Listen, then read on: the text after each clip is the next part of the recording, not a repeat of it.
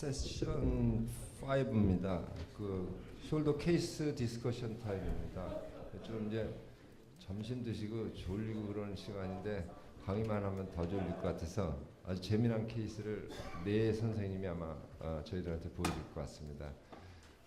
50분 정도 시간이 할애됐으니까 한 분당 한 12분 정도 시간을 할애해서 케이스를 한 8분 정도만 해주시고 디스커션 6분 정도 해주고 디스커션 좀 많이 하게끔 하고 한 연제당 곧바로 디스커션 하는 걸로 하죠. 먼저 정지현 선생님 케이스 보겠습니다. 부탁드립니다.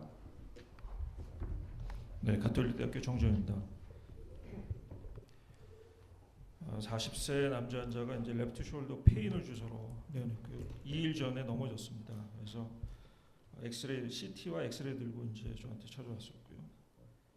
다른 뭐 특별한 건 없고요. 제너럴 렉시티도 없고 이전에 디슬로케이션, 서블럭세이션 히스토리도 없었던 케이스입니다. 엑스레이를 보시면 프랙처가 있고요. 그다음에 이제 이 GT에도 약간 이제 프랙처가 있습니다.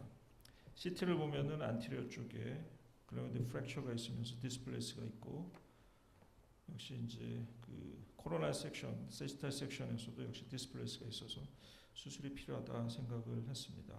3D CT였고, 스코프로 안에 들어가서 보면 카트리지가 같이 포함이 되기 때문에 생각보다 더 사이즈가 큰 경우가 많습니다. 그래서 헤마토마를 제거를 하고 프랙처를 보면 프랙처가 상당히 큽니다. 그리고 상당히 무거우라고 프랙처가 일어난 지 얼마 안 됐기 때문에 뭐 특별하게 이제 리덕션하는 데는 크게 문제는 없었던 그런 케이스였는데요. 그래서 이런 케이스가 있을 경우에 어떻게들 수술을 하시는지 궁금합니다. 그래서 수술 전에 이제 여러 가지 가능성을 두고 생각을 하게 되는데 우선 이제 오픈해가지고 이제 수술하는 것도 생각할 수 있겠습니다. 근데 아시다시피 오픈을 하면 익스포저는 잘 되지만 스크루 픽세이션이 이렇게 쉽지가 않습니다. 이 스카플라가 틸팅이 돼 있기 때문에 안테리어 쪽에서 이렇게 스크루 박아가지고 스크루 하나만 박으면 될 것 같은데 그 스크루 하나 박는 게 그렇게 쉽지가 않습니다. 오픈해서. 그래서 이제 그것도 고려를 할 수가 있겠고, 그다음에 특히 이제 많이 하죠. 아이소스코피 어시스트 퍼큐티너스 스크루 픽세이션. 대개는 이제 그 सब스캡 쪽을 통해 가지고 뭐 KY나 그런 걸 고정을 하고 그다음에 이제 커넥트 스크루 픽세이션 하는 것도 생각할 수가 있겠고요. 그다음에 이제 아이소스코프를 이용해서 앵커를 요새 이제 많이 사용을 하게 되는데 앵커를 이용을 해서 뭐 트랜스오세우스라든지 여러 가지 방법을 이용을 해서 하는 픽세이션도 있습니다. 그리고 본 프래그먼트가 그렇게 크지 않을 경우 본 자체를 다 제거를 한 다음에 그다음에 캡슐 라브랄 리페어, 우리가 방카트 리페어 할 때처럼 그냥 리페어하는 것도 생각을 할 수가 있겠습니다. 그래서 저는 이제 고민을 하다가 이게 보시면 이제 논문이 발표된 게 있습니다. 수가야가 2005년도에 한번 발표한 게 있었는데 이런 식으로 이제 보니 프래그먼트가 있는데 이런 캡슐 라브랄 컴플렉스 이 스트럭처가 크게 손상이 되어 있지 않으면 이런 수피리어랑 인피리어 쪽에 캡슐로 라브랄 리페어만 해도 어느 정도 이제 스테빌리티를 얻고 힐링을 잘 얻을 수 있다. 그래서 케이스를 이때 한 8개인가는 발표를 했던 걸로 기억이 됩니다. 그래서 안에 들어가서 이게 이제 인피리어 쪽에 프랙처 인피리어 포션인데 거기다가 앵클 하나 받고 그래서 뒤쪽에 수처를 통과를 시킵니다. 그래서 이 아래쪽은 매트리스로 했었고요. 그래서 이 타잉을 하고 그래서 아래쪽을 고정을 해서 이 프랙처 사이트를 이렇게 모아 보면은 좀 잘 모아집니다. 그래서 리덕션을 하고 그다음에 이제 여기다가 수피로 쪽에 앵클 하나 더 박은 다음에 이쪽에 프래그먼트랑 그다음에 캡슐 라브랄 스트럭처를 같이 이렇게 해서 엮어줘서 리덕션을 하면 잘 온 거를 우리가 확인할 수가 있겠습니다. 어제 스테이블하게 픽세이션이 돼 있고, 다만 이제 걱정이 여기 이제 수처가 이쪽에 익스포저 돼 있기 때문에 이것 때문에 혹시 오퍼레이션 되지 않을까라는 걱정을 할 수도 있겠지만 어쨌든 어느 정도 잘 유지가 되는 것을 볼 수가 있겠습니다. 그래서 사진 보면 이제 이게 인피리어 쪽인데 인피리어 쪽에 고정이 돼 있고 수피리어 쪽에서도 위쪽만 고정을 해도 잘 유지가 되고 있습니다. 그래서 포스트 오퍼레이티브하게 보면은 아래쪽에 있는 뭐 이게 이제 프랙처가 좀 길다 보니까 아래쪽에 있는 것은 좀 맞지 않았지만 위쪽은 이제 팔로우 과정에서는 잘 힐링이 되는 걸로 보시면 3개월이고 6개월째 됐을 때 이제 CT를 찍었습니다. 그랬더니 이 프랙션은 힐링이 된 것 같고요. CT 상에서도 역시 안테리어 쪽에 있는 프랙션은 힐링이 된 것으로 보여집니다.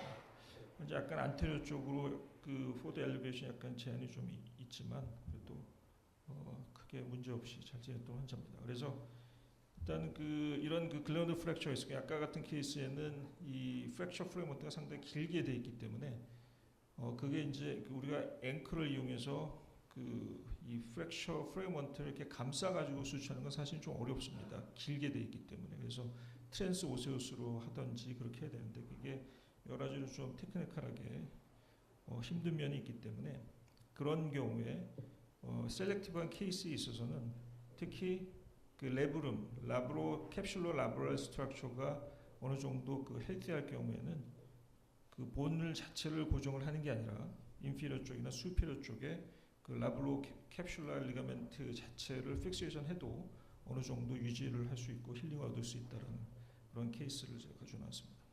이상입니다. 네, 불 좀 켜줘 보시죠.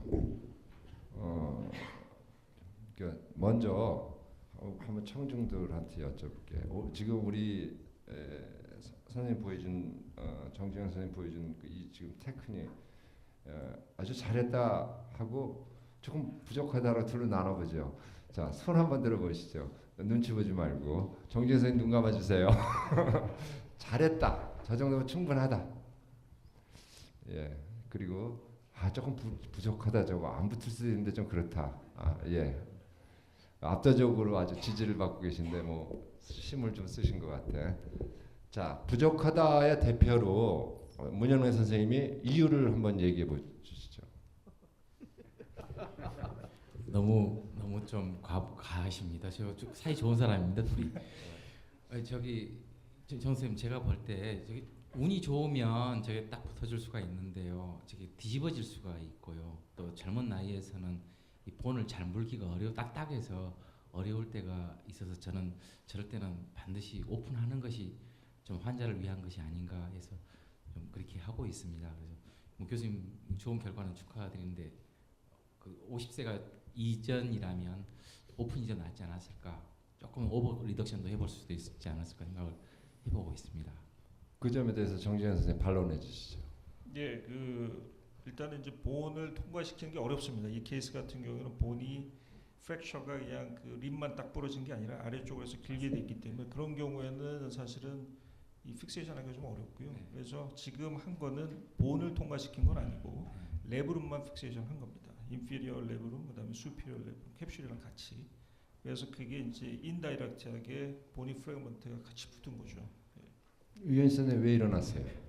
반론입니까 뭡니까? 아까 유현 선생님 잘했다고 손 들었죠? 유현 선생님 왜 잘했다고 생각하세요? 픽세이션이 굉장히 약할 것 같은데. 왜 잘했다고 생각하냐면 조금 좀 과하게 얘기해서 저거 수술 안 해도 그냥 잘 안 빠지니까. 그러니까 실제로 좀 저걸 정확하게 맞추는 게 굉장히 중요하긴 하지만은 저 정도만 이렇게 어프로크시메이션만 시켜줘도 충분하다, 이게 제 생각이고, 더 나아가서 예를 들어서 우리가 퍼스트 디스로케이션에 수술 안 하는 경우가 많잖아요. 저거 프랙처 보였기 때문에 하는 건데, 따라서 저거 그냥 놔둬도 물론 조금 스텝어프는 있지만은 이렇게 모여져가지고 일단은 다시 안 빠지고 잘 지낼 수 있는 정도라고 좀 생각이 들거든요. 물론 그렇게 하는 사람 아무도 없지만, 따라서 저것을 아주 서브스캡을 이렇게 벌려가면서 아주 어큐레이트 리덕션을 할 필요가 없다고 저 생각을 하는 거죠. 맨 처음에 사진 좀 보여주시죠. 지금 유현 선생님 들어오지 마시고 계시봐요.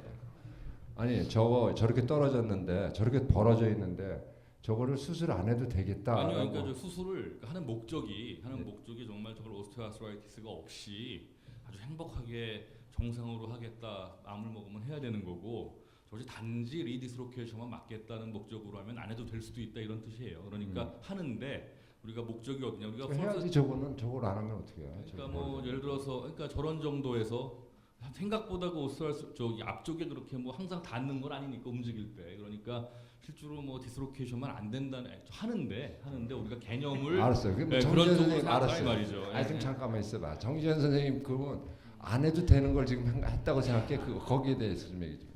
그럼 그런 뜻은 아닌데.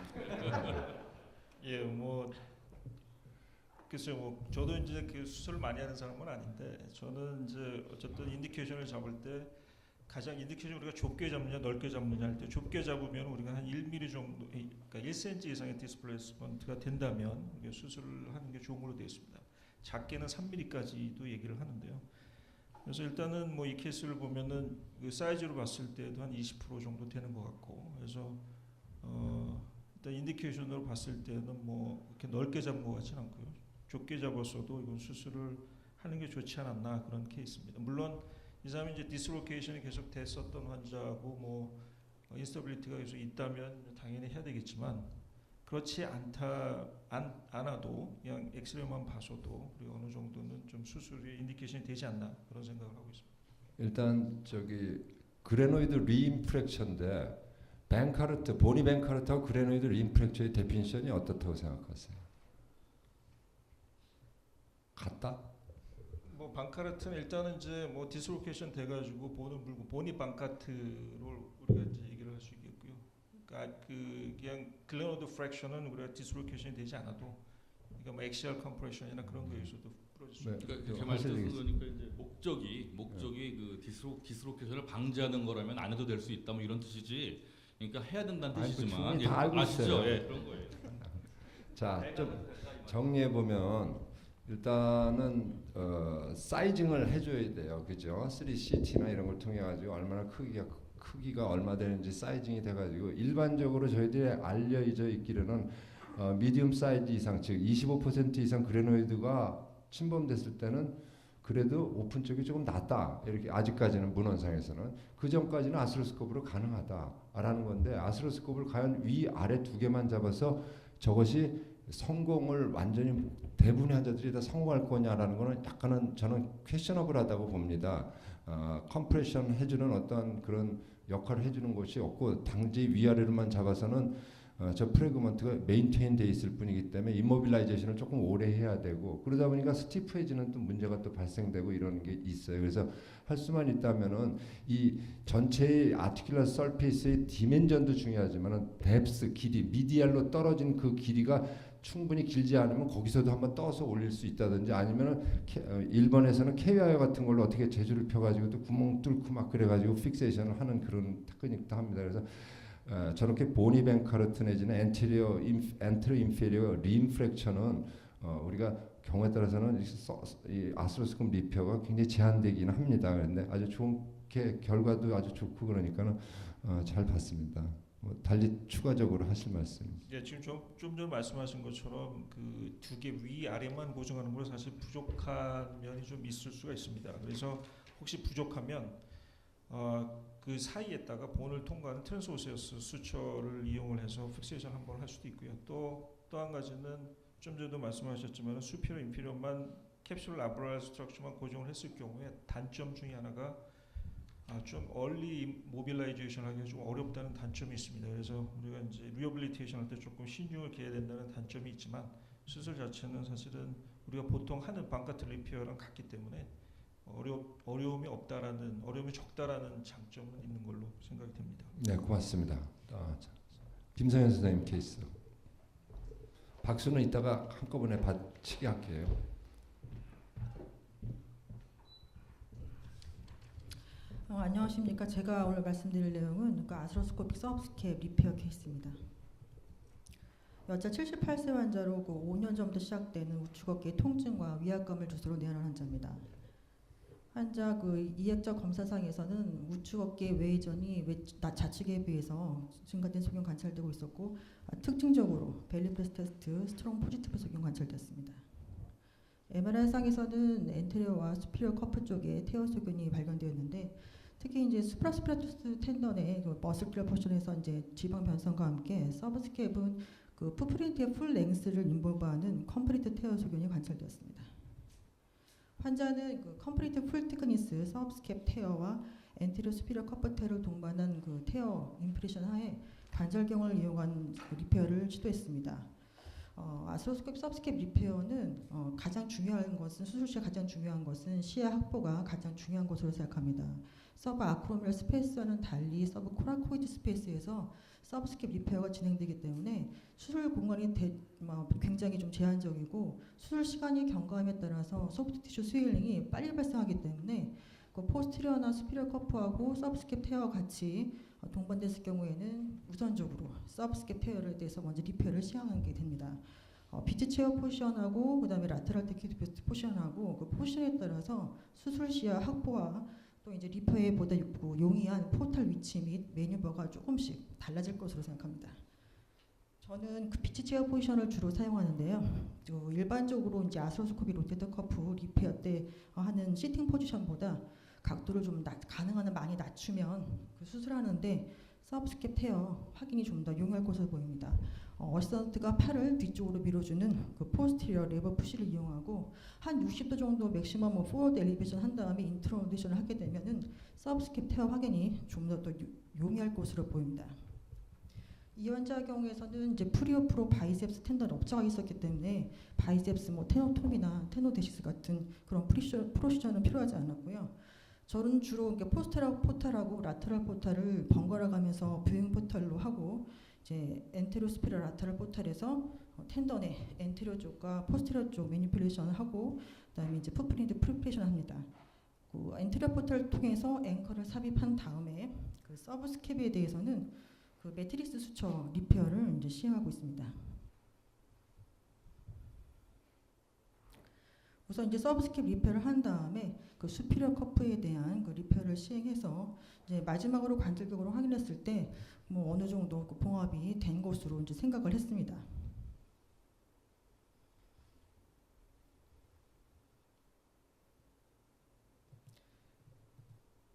근데 이제 과감하게 이제 절개를 해서 그 풋프린트가 어느 정도 봉합이 되는지 확인해 본 결과 그 풋프린트 서브스캡 미들 레벨 이하로 리페어가 좀 미흡한 것이 확인되었습니다. 그 RI가 그 보고한 서브스캡 풋프린트 그림을 보시면 그 3번까지가 테니러스 포션인데 앞서 말씀드린 그 관절경으로서 서브스캡 보는 데는 좀 제한적일 수가 있기 때문에 포탈의 위치 선정이나 앞서 말씀드린 뭐 수술 시 확보를 위한 매뉴버를 정확하게 시행하지 않고 또 이제 봉합 부위를 확인을 아주 신중하게 하지 않으면 이와 같이 리페어가 미흡한 것을 좀 놓치고 지나갈 수 있지 않을까 해서 이 케이스를 가져 나왔습니다. 그 아스로스코피 서브스캡 리페어는 그 서브스캡만의 독특한 퇴막적 구조 때문에 비주얼리제이션하고 매니플레이션이 좀 어려워서 수술 중에 테크니컬 만하게 고려할 사항이 좀 많은 것으로 보입니다. 여러 가지 수술 고려 사항 중에서 어떻게 하면 좀 더 서브스캡 리페어를 잘할 수 있을까 개인적으로 좀 딜레마가 있기 때문에 이 디스커션 파트 이전에 먼저 제가 그 세 분의 숄더 스페셜리티에 대해서 분들한테 이제 고견을 여쭤봤습니다.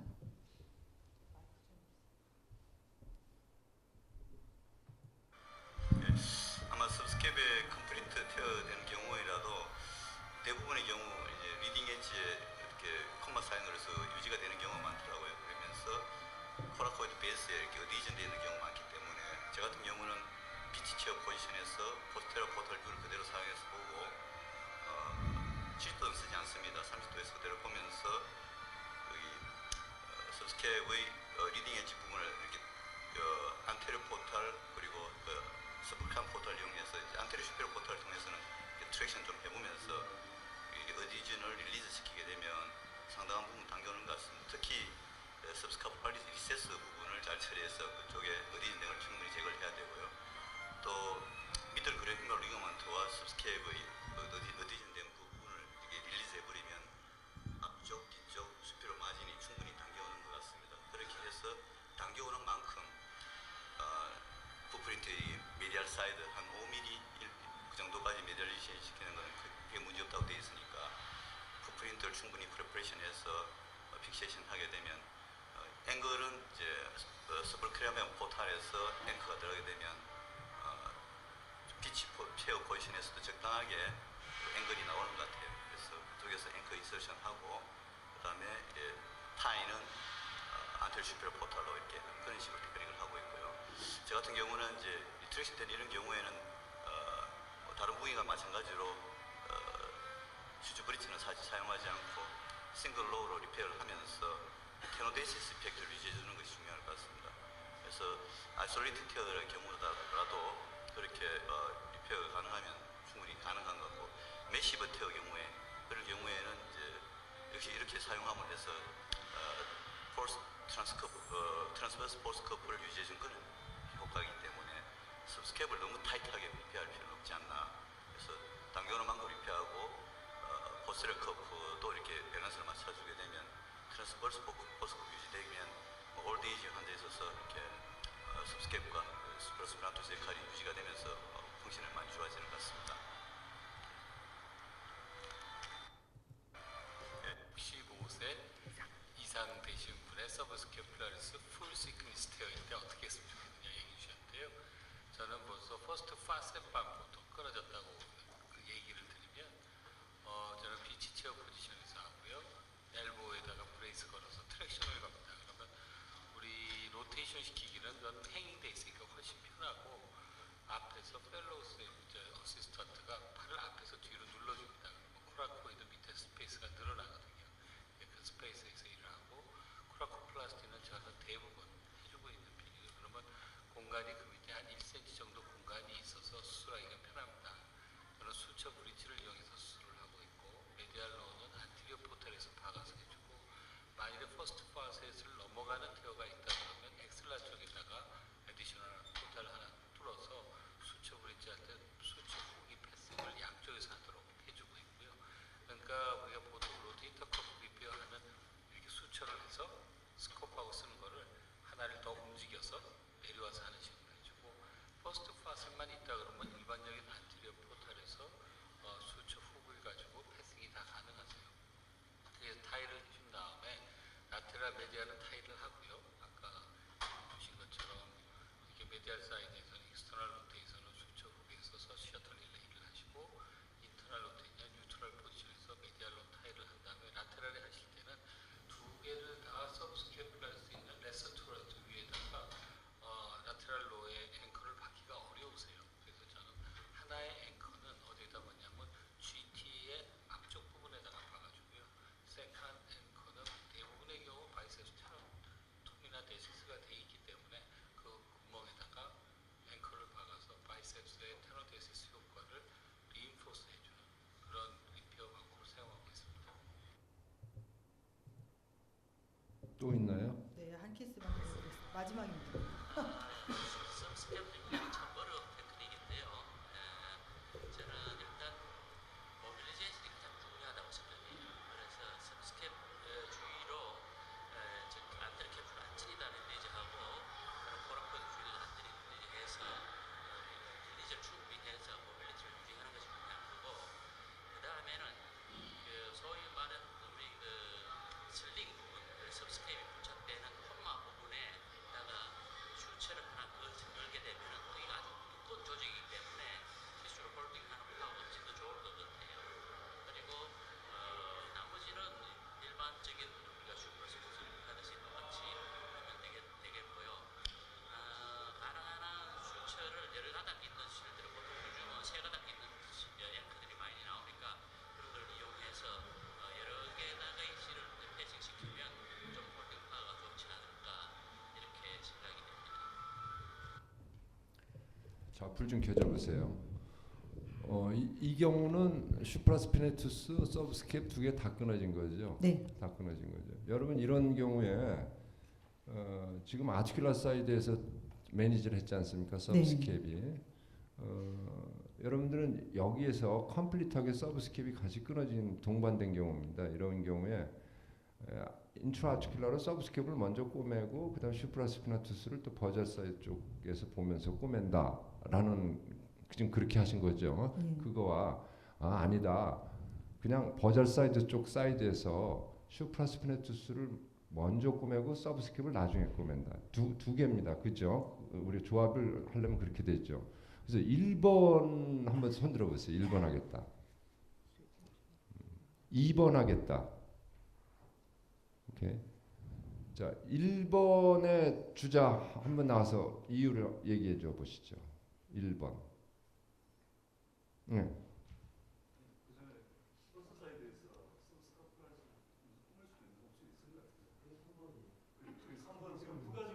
네.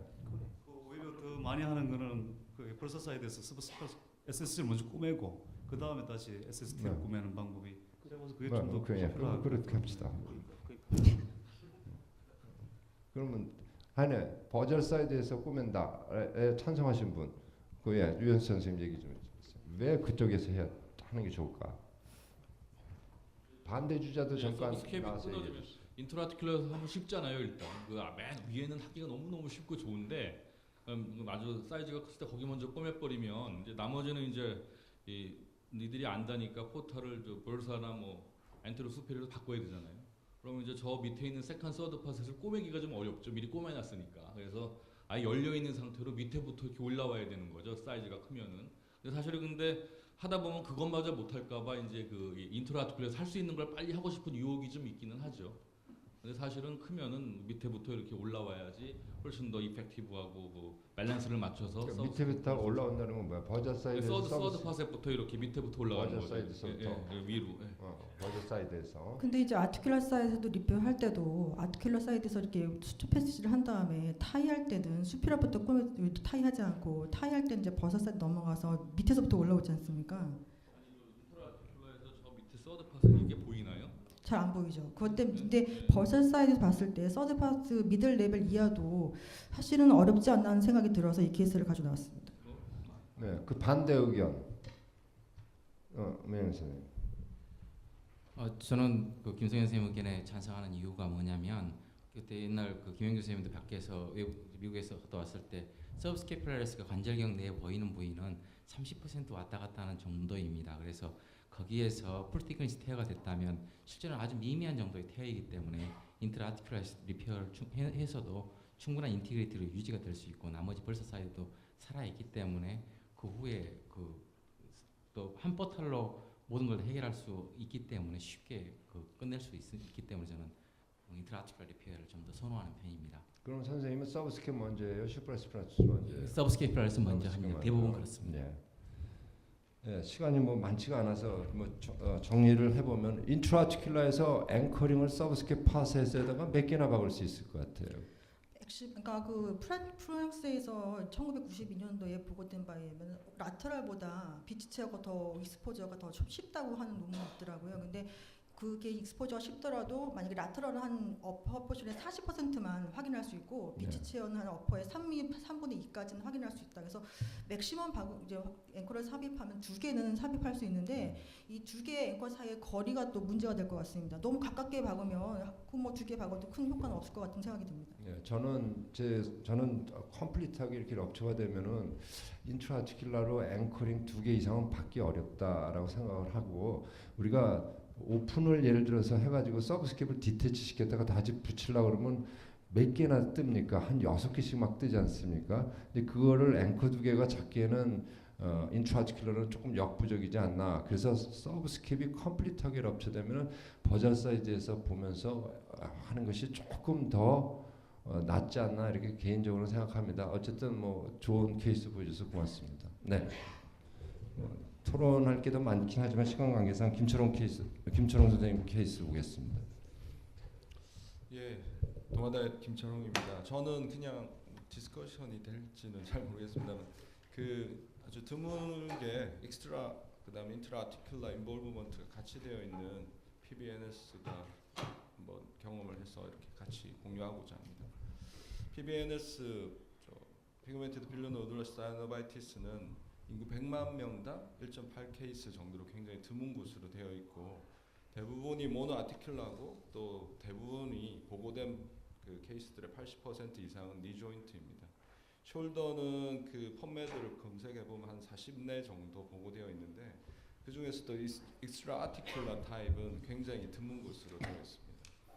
당연히 방사선 소견에서는 특별한 건 심플에서는 없고 다만 뭐 본 에로전이나 이런 것들이 관찰되기도 한다고 합니다. 그리고 이제 MRI를 보면 조인트 이퓨전이 주된 소견인데 간혹 이렇게 해무지대린이 그 관찰되기도 하는데 눈여겨 보지 않거나 그게 미미하다면 그냥 간과하기가 쉽습니다. 제 케이스는 60세 환자인데 약 5개월 전에 넘어짐 손상을 당한 뒤에 생긴 심한 숄더 조인트 페인풀 LOM을 주소로 내원했습니다. 그리고 내원 전에 이미 뭐 스테로이드 인젝이라든지 TPI 그다음 다 해봤는데 특별한 효과가 없었고 그때 수상 당시에 최초로 이제 방문했던 병원에서 조인트 인트라아티큘러 스테로이드 인젝션 하면서 헤마스로시스가 있었다고 그렇게 이제 환자는 병력을 얘기를 했었습니다. 그리고 당연히 이제 페인으로 인해서 액티브 ROM은 상당히 제한되어 있었고 컨트랙션은 없었지만 패시브하게 ROM을 시키면 역시 심한 페인이 있었습니다.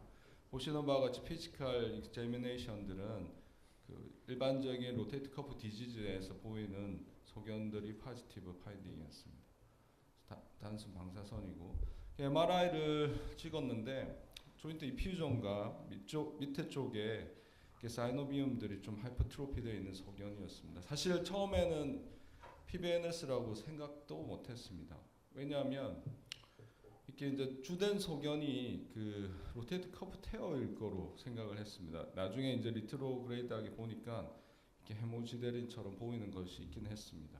보시면 그레노이드 히메랄 헤드 미드 포션까지 거의 리트랙션 되어 있는 풀 티크니스 로테이트 커프 테어가 주된 판단이었고 환자가 페인이 컨트롤 안 되고 심한 페인을 호소해서 관절경적 수술을 하기로 했습니다. 근데 인트라아티큘러로 들어갔더니 최초의 그 일반적인 저희 프로즌 숄더 때 보이는 그런 사이노바이티스와는 격하게 다르고 아 이거 PBNS 같다라고 생각을 하고 그쪽에 인볼브되어 있는 휴머럴 헤드 쪽은 이렇게 큰 보니 오스테콘델 디펙트가 있었습니다. 또 마치 그 버스 포자처럼 막 이렇게 그 티슈들이 자라나는 소견이었습니다.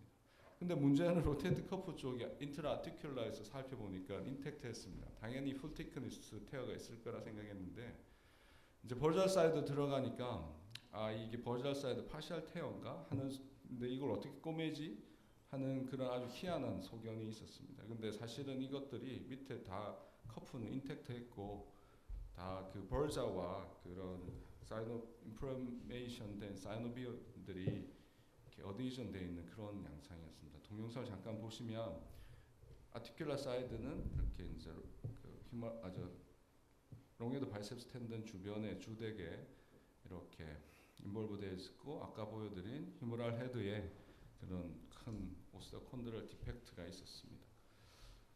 그리고 이제 벌자일 사이드로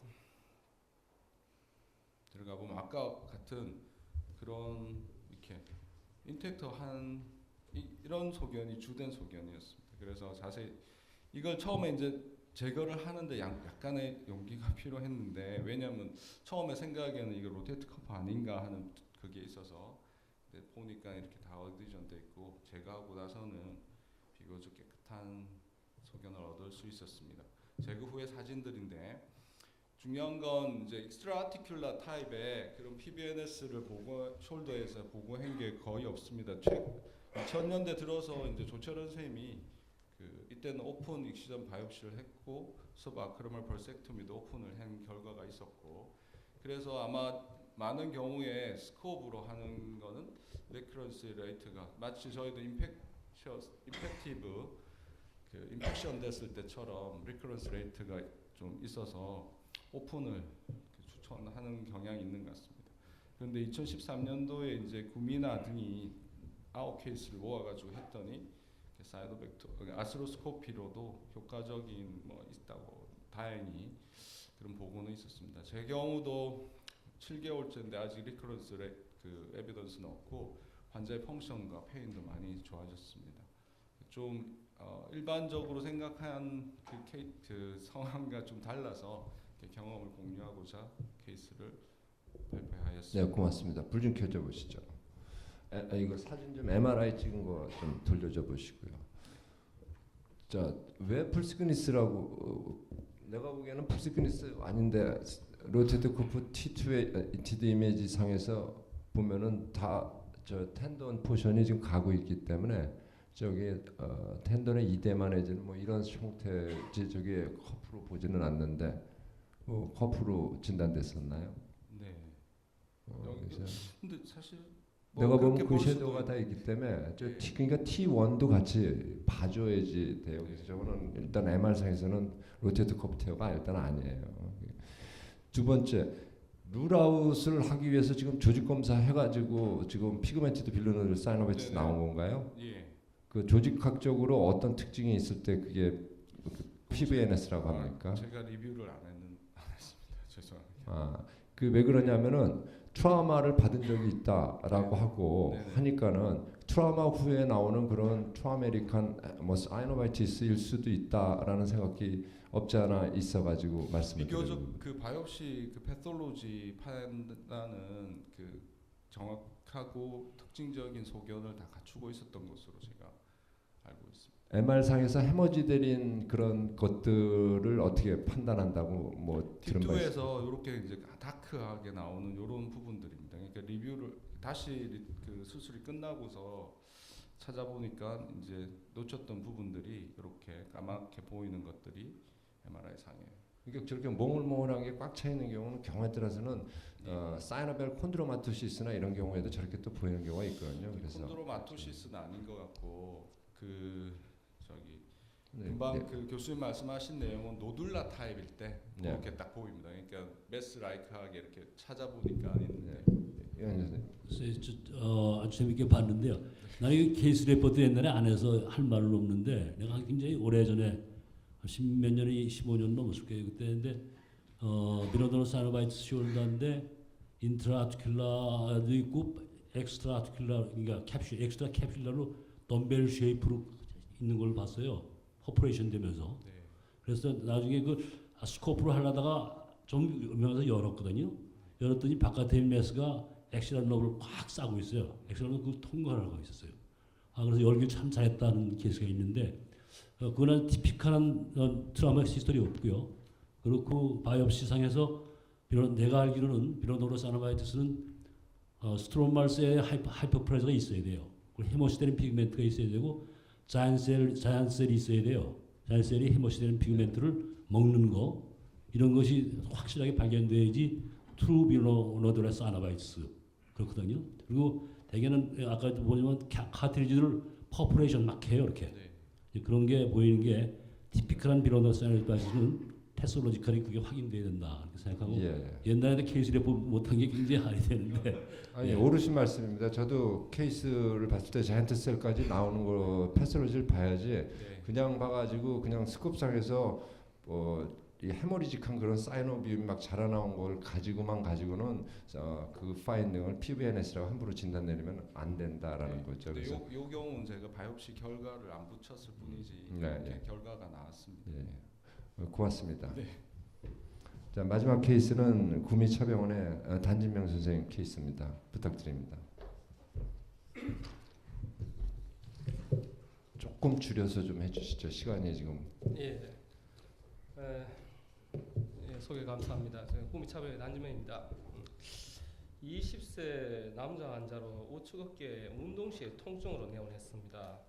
전신적인 락스티를 가지고 있었고 과거력 상에서는 자다가 발생한 경관절 탈구가 있어가지고 도수 정복한 과거력이 있었습니다. 그리고 별다른 치료 없이 지내왔었고 운동 시에 간혹 서브룩스테이션 느끼는 정도였습니다. 동반 진화론으로서는 혹시나 이 탈구 유발할 수 있는 에피lep시 등이 있었는가 아니면 하이 트라우마 인저리가 있었는가를 확인해 보니까 결과 없었습니다. 환자분은 운동 시에 통증하고 힘이 약하다는 것으로 주로 호소하였었고 여가 운동이나 야구 등 공 던지는 운동 시에 잘 못하겠다고 이야기했습니다. 그리고 곧 군대 입대 예정이라고 이야기를 하고 있었습니다. 신체 검사에서는 경관절 운동 범위는 정상이었고 엠프티 캔 테스트 상에서 반대편 병에서 근력의 약화와 약간의 통증이 있는 정도였습니다. 불안정증 검사상에서 오퍼레이션이나 리로케이션 테스트상에서는 이상 소견이 없었던 상황이었습니다. 프라임 엑스레이 사진상에서는 노멀 리전은 지금 보이지 않았습니다. MR을 지금 체크했습니다. 김철웅 선생님 케이스와 비슷한 느낌이 지금 나는데요. 지금 T2 코로나를 비유해서 저 극상근이 헤모지니어스하게 라미네이션 되고 있고 시그널 체인지가 보이고 있는데 T1 코로날 인핸스 필름상에서는 거의 스보토탈의 그 럽처 양상이 보이고 있습니다. 컨트라스트가 관절로부터 지금 채워져 왔는 모습이 지금 보이고 있습니다. 그리고 엑시얼 상에서는 관절은 후 쪽에 카트라지 플래크가 지금 보이고 있습니다.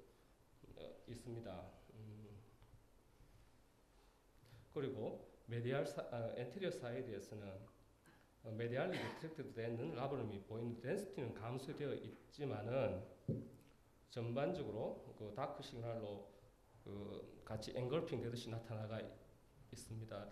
힐드 되는 반카트 리전을 지금 생각할 수 있을 것 같습니다. 이상의 소견을 해가지고 스몰 SSP 럽처와 그리고 힐드 반카트 리전 그리고 저널라이즈를 할 수 있는 사람이라고 생각하고 일단은 20세의 남자 환자에서는 업졸버하고 스트렝스 엑사이즈를 실시하였었는데 환자분은 한 2개월 동안에 시무턴 임프루브도 없었고 추후에 군 문제 때문에 수술을 원해서 지금 아스로스코프를 실시하였습니다. 아스로스코프는 포스티리어 포탈과 엔테리어 인페리어, 엔테리어 슈페리어 3 포탈 이용해서 실시하였는데 먼저 엔테리어 파트에 지금 반카트 리전은 지금 보이진 않고 어큐트한 리전이나 크롬 리전은 보이지 않습니다. 하지만 전반적인 그레노이드가 인페리어로 메디알로 조금 치우쳐진 리가멘트 소경과 캡슐이 약해진 소경을 보고 있습니다. 그리고 포스테리어 휴머럴 사이드의 지금 힐삭스 리전이 지금 보이고 있고 카트리지 프렉되는 게 엔트리 인피로 떨어지는 모습이 있는데 그걸 리무브하였습니다. 그리고 제가 가장 걱정하고 그다음 손을 봐야 되겠다 생각했는 서브텐디너스 인트라아티큘라 럽처는 플로브를 만져보고도 그래 봤지만은 럽처 소견은 없었는 상황이었습니다. 그래서 그 환자에 대해 가지고 MDI라고 생각하고 인프라메이션 줄이고 리앱을 한다고 생각하면서 환자를 외래팔로 했습니다. 환자분은 그 외래 베이스의 어떤 리앱에 대해서 컴프라이스는 별로 좋지는 않았고 그 와중에 또 ACL 럽처 돼가지고 또 수술도 받은 히스토리가 있었습니다. 그리고 저한테는 한 달 전에 다시 왔었는데 통증은 전에보다 좋아졌다고 근력도 많이 좋아졌다 하는데 숄더 디스로케이션이 다시 2차례가 있었고 이제는 데일리 리빙 라이프에서도 서브루시 되는 느낌을 가지고 있습니다. 아스로스코프를 포함한 그 트리트먼트가 이 환자에서는 제가 생각하기에는 실패했는 그런 사항이라고 좀 생각하고 있습니다. 지금 이 환자에서 이제 게스트 디스커션인데 이 환자에서 제가 주로 MDI일까 하는 생각하고 무엇이 이 사람을 심텀을 다시 만들게 했었을 거고 그 다음에 MRI 상황에서 나타난 반카트 리전인가 그 서브토탈 SSP 인트라아티큘 럽처가 리얼한 것이었는지 뭐 때문에 이렇게 왜곡이 되었는지를 좀 고민을 좀 했습니다. 그리고 이 환자에서 앞으로 또다시 어떻게 치료할 것인가 그 리앱을 다시 할 것인지 아니면은 오퍼레이션을 해가지고 하는데 오픈을 할지 아니면 아스로스코프 할지 이런 고민 중에 있는 환자입니다. 네, 요건 슬라이드 놔두고 불 좀 켜줘 보시죠. 그 하나만 먼저 여쭤볼게요. 이게 지금 이 환자가 지금 아스로스코프만 먼저 한 건가요? 예. 다른 매니지는 안 하고. 리앱을 그 아스로스코프 본 다음에 이제 리앱 특별한 리전이 안 보여서 리앱을 했고 수술 전에 MDI에 대한 그 피지컬 이그제미네이션 한번 다시 얘기해 주시죠. 이 환자가 제너럴 렉서티가 있고 그다음에 숄더 자체는 어땠나요? 인피리어 서커스 사인하고 다 나타났지만 양쪽 다 같이 있었습니다. 하지만은 통증이라든지 빠지는 느낌 같은 건 전혀 없는 상황이었습니다. 예. 그러니까 심통은 없는 상황입니다. 그리고 이 환자한테 트라우마 히스토리가 데피니트하게 없는데 그리고 나이가 20살인데 저 MRI를 가지고 왜 작은 크기라도 로테이터 코프가 있다고 생각을 하셨나요? MR 상에서는 괜찮은데. MR 저도 이걸 레트로그레이드하게 지금 생각을 지금 했는 상황인데 지금 MDI 환자에서는 뭐 텐도나이티스 같은 게 있는 상황에서 라미네이션 같은 게 분명히 있을 수가 있고 지금 MRA를 찍은 상태에서 그 작은 슬립과 클레프트에 지금 컨트라스트가 들어간 상태에서 과학 표현을 했다고 좀 생각을 합니다. 그래가지고 다이가 새는 건 없어 안 보이잖아요. 예, 없었습니다. 이거는 노말이에요. 이렇게 다이를 놓고 찍게 되면 MRI가 이런 식으로 보이는 경우가 많기 때문에. 예. 이게 T1, T2 구분해가지고 T1 같은 경우에는 희귀 같은 경우 결국 펫인데 펫 또는 그 다이에 의한 디펙트 사이트를 이야기한다고 지금 방사선가 쌤하고 같이 두 번 세 번 확인을 했지만은 자기는 아직도 럽처다. 그렇습니까? 내가 보기에는 넙초가 아닌 것 같은데. 일단 마지막으로 왜 루즈 숄더라는 터미널로지 쓰나? 이게 일본에서는 루즈 숄더라는 말을 많이 쓰긴 합니다. 그래서 혹시나 뭐 일본에서 공부를 하고 오셨나 해가지고 우리는 루즈 숄더라고는 표현을 잘 안 쓰기 때문에 여쭤봅니다. 저희가 여기에 그 리얼 프로블럼에 대해 가지고 MDI라고 지금 생각을 지금 하고 있는데 대표님한테 이야기를 못 해가지고 루즈 숄더라고 지금 제 생각으로 지금. 네, 최창희 선생님. 저도 코멘트를 드리자면 지금 페어라기보다는 강사선과 쌤이 보는 거하고 우리 클리니션이 직접 관절경으로 보는 거 다르다고 생각하는데요. 알스로그램 해가지고 보면 아티큘러 포션에 지금 라인이 검게 연결되어 있는 것을 봤을 때는 지금 통과되지는 않고 아마 이데마토산 체인지가 저렇게 나타나지 않았나 지금 테어처럼 보이는 것은 저는 그렇게 생각을 하고요. 지금 이제 병상진단서가 직전에 있는 사람이라 가지고 직후에 바로 이렇게 대기하고 있는 사람이라서 상당히 좀 민감할 수 있다고 생각하는데 지금 히스토리 보게 되면 지금 데피네트게 한번 빠지고 그 후로는 별로 이게 빠진 게 없거든요. 근데 이제 환자는 뭔가를 기대하고 왔을 텐데 선생님 그 수술하면서 특별한 처치를 하지 않고 진단서를 끊어줬을 텐데 1차 첫 번째 문제 그래서 환자가 군대에 빠졌나요? 아니면 뭐 군대 그 공익으로 하고 이렇게 치료를 받고 1년 제한테는 병사용 뭐 병사진단이 필요하다고 이야기했지만은 뭐 따로 때 가지는 않았었고 그리고 또 6개월 전에 그러니까 수술 후에 6개월 후에 ACL 업체에 맞습니다. 그래서 ACL에서 이 사람은 이미 자기 거기에 대한 걸 이제 보상받았기 때문에 숄더에서는 더 이상 뭐 할 니드가 없을 수 있을 거라고 생각합니다. 뭔가 하면 항상 우리가 생각해야 될 게 이제 저도 비슷한 경우에 이 사람도 이제 나중에 1년 6개월에 보면 페인도 덜해졌고 파워도 좋아졌거든요. 그러나 서브룩세이션 내지는 이제 디스로케이션을 표현하는 건 루즈한 그런 조인트로서 이렇게 심토마틱하게 나타날 수는 있는데 아마 그게 패솔로직하게 생각해서 우리가 새로 다시 수술까지 해야 될 것인가 그렇게 생각해 봤을 때는 여전히 컨저버티브로 갈 수 있는 여지는 있다고 생각하고요. 최근에 제가 비슷한 경험을 해가지고 재밌어서 이야기 드린 게 그 사람은 지금은 군대에 빠지려면 한 번 수술해서 되는 건 아니고 숄더 쪽에는 리비전을 해야 됩니다. 그래서 로컬에서 하고 이제 한 번도 새로 빠지는 않았지만 계속 스브룩세이션 필링이 있고 페인이 있다 그렇게 해서 왔는데 저한테 수술 받기 전까지는 군대 이야기를 안 했어요. 수술 이제 스코피 들어가서 봤을 때 보니까 레버럴 리페어는 그대로 돼 있고 슬랩도 같이 리페어했더라고요. 그런데 너무 타이트하게 돼서 그런지 굉장히 안쪽이 이제 디제너레이션 되고 이렇게 프레임이 있고 그다음에 라브럴 리페어는 쪽이 좀 슈피리어 포션이 약간 들려 있는 듯한 느낌이 좀 들었습니다. 이럴 경우에 어떻게 할까 이제 고민을 했었는데 어떤 경우에 거기서 이제 한 스티치라도 들어왔으니까 데브리하고 해주고 나면 리비전 수술로 가게 됩니다. 근데 환자 같은 경우 저 같은 경우는 이제 환자가 그 장면 같이 보고 있었기 때문에 데브리하고 리페어가 그 전에 다른 병원이 잘 돼 있으니까 이거는 더 이상 수술할 필요 없다 이렇게 이야기를 하고 나왔던 경우는 이 케이스 좀 얘기해 줘 보시죠. 그래서 이 케이스를 봤을 때는 제가 이야기 드린 거는 지금 스코피에서 봤을 때 저렇게 루즈하게 보이는 그 자체가 환자의 심텀이 그렇게 악화되지 않고 원래 좀 루즈한 그런 상태였고 지금 루즈한 것 때문에 아마 하이포모바일 해가지고 로테이트 커프 언더스페이스에 어떤 트라우마틱한 그런 충격을 해서 이데마 왔다고 보고 그렇게 본다면 한 1.5개월 동안 어떻게 했든 간에 자기가 컨저버티브 해가지고 왔는 셈이고 더 나빠지지 않고 약간 좋아졌는데 렉스가 남아있는 상태이기 때문에 여전히 observation하고 컨저버티브 트리트먼트하는 그런 기회가 더 있어야 되지 않겠나 이렇게 생각하고 있습니다. 네, 잠깐만 여쭤보세요. 이광원 선생님 잠깐 나오셔서 이광원 선생님 저 케이스 진단 뭐라고 좀 생각을 하세요? 잘 안 받는. 자, 이 진단에서 좀 문제가 있다. 난 내 생각은 틀리다라고 하시는 선생님 그거 얘기하실라나 노 선생님? 아닌가요? 다른 얘기 하려고 그러네? 그 코멘트 하나 하고 만일에 거기에 답변하려면 저는 MDI 환자인데 거기에 그 동반된 트라우마에 생긴 병변이라고 이렇게 말씀. 지금 저 MR을 보게 되면은 좌측 엑셀 커팅에서 저거는 저 MR로만 봐서는 뭔가 뱅카르트리전이 있는 거 같죠. 근데 아스로스콥은 전혀 틀리죠. 그래서 사진하고 뭐가 바뀐 것 같죠, 그죠?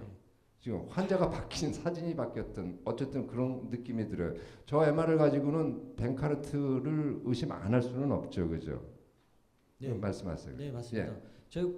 제가 말씀드리고 싶은 거는 매직 앵글 이펙트 말씀드리려고 그러는데 로테이트 커프에서 T2에서 저렇게 보이는 거는 테어가 아닙니다. 매직 앵글 이펙트라 그래갖고 T2 이미지에서 이렇게 인서션 사이트가 커브로 오기 때문에 MRI에서 나타나는 그 업노멀 파인딩으로 보이는 건데 저거를 밝기를 조절해갖고 이렇게 왔다 갔다 해보면은 아티큘라 테어가 없이 연결되어 있는 게 보이기 때문에 그거는 앱노멀 파인딩이 아니에요. 저기에 대해서 좀 MRI가 아니고 MRA인 경우에도 매직 앵글 이펙트를 이야기를 할 수 있겠습니다. MRA든 MRI든 T2 이미지에서 저렇게 보이는 거는 저 T1에서는 저렇게 안 보이거든요. 지금 이게 다이가 필링되는 거라고 일단은 거기 쓰는 그거를 밝기를 조절해 보면은 그 언더 서페이스에 쭉 보면 텐던이 이렇게 지나가는 게 보이거든요.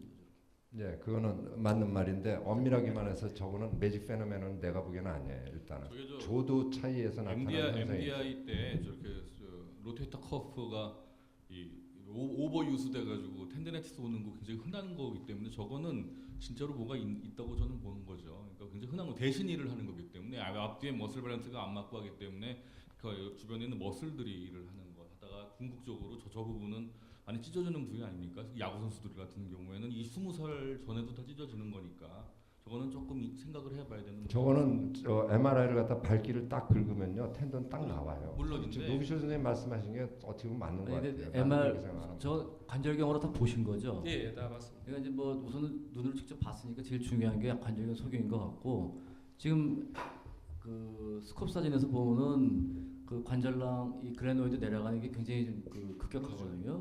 그래서 그 아마도 렉스틴은 분명히 있는 거고, 그러니까 크리니컬 사인하고 아스트로스콥 소견하고는 어느 정도 매칭이 되는 것 같습니다. 저거는 커프와 관계없이.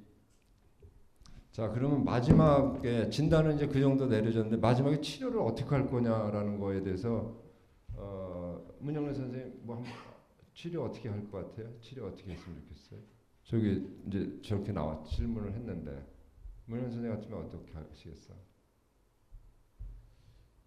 조금 더 지켜보고 싶습니다. 좀 더 지켜본다. 네. 그러면 우리 최창익 교수님은 이야기했죠.